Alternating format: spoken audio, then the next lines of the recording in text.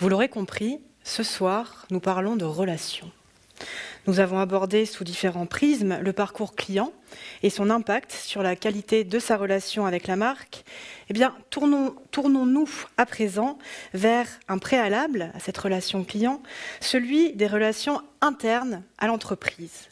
Celles qui lient les différentes business units et leur permettent d'avancer dans la même direction et enrober in fine le client à 360.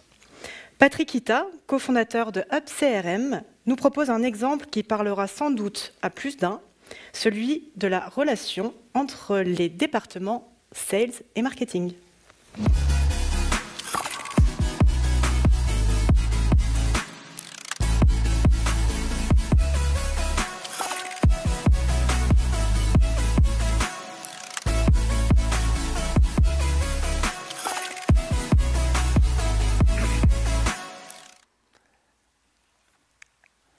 Merci Julie et bonsoir à tous. Lorsque l'on parle stratégie omnicanal, on pense également B2C. Mais savez-vous qu'en B2B, 52% à 70% de l'acte d'achat est déjà engagé avant tout contact avec un commercial?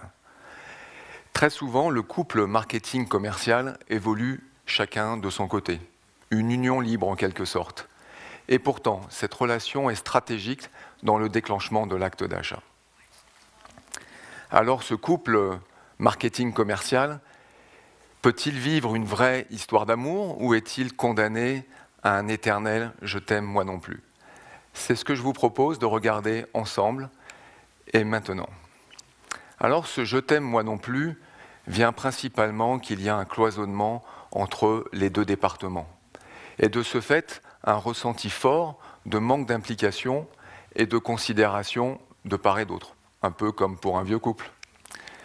Quoi que l'on fasse, cela ne correspond pas à leurs attentes. On fait beaucoup d'efforts pour leur générer des leads et ils ne sont jamais utilisés par les commerciaux.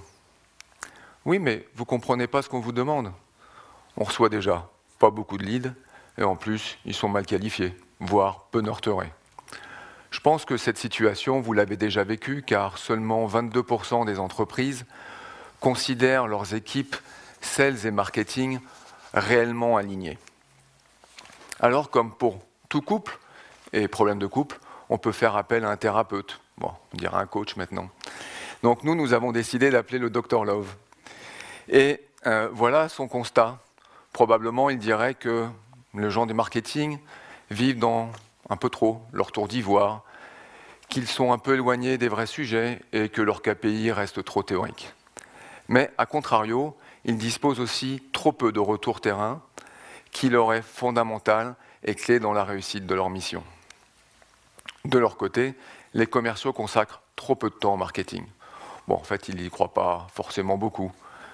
Mais ils ont aussi peu de visibilité sur le parcours digital de leurs prospects, voire même de leurs clients.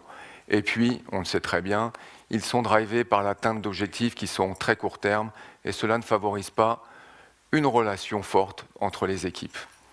Alors on voit qu'il y a un manque de drive commun entre les équipes marketing et commerciales. De ce fait, il y a peu d'échanges au quotidien et un manque d'émulation commune. De ce fait, les données aussi sont mal partagées et les outils et les process sont très peu alignés. Alors, êtes-vous prêt à entamer votre thérapie de couple avec le Smarketing ? L'objectif du Smarketing est vraiment de transformer les oppositions, les frictions en émulation commune et décloisonner les équipes en les alignant sur 3 piliers. Des objectifs communs qui prennent en compte toutes les étapes clés du parcours d'acquisition client, des processus partagés, notamment en incluant des retours continus, planifiés, et ce, en toute transparence. Enfin, des solutions unifiées. Je vous propose qu'on en regarde un peu plus en détail et de voir si cela va aider nos smarketeurs à trouver le chemin du bonheur. Au début était le chaos. Pas de database centralisée, des données disparates, dispersées, peu fiables. Heureusement est arrivé le CRM, une base de données centralisée qui a permis aux équipes déjà de mieux collaborer et d'avoir un premier niveau d'automatisation et d'analyse.